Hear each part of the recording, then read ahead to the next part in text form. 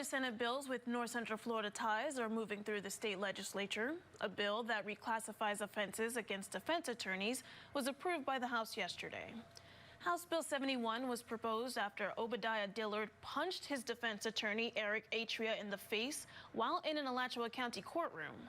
The November attack left Atria with a fractured skull. State Senator Jennifer Bradley is sponsoring the Senate version under SB 384.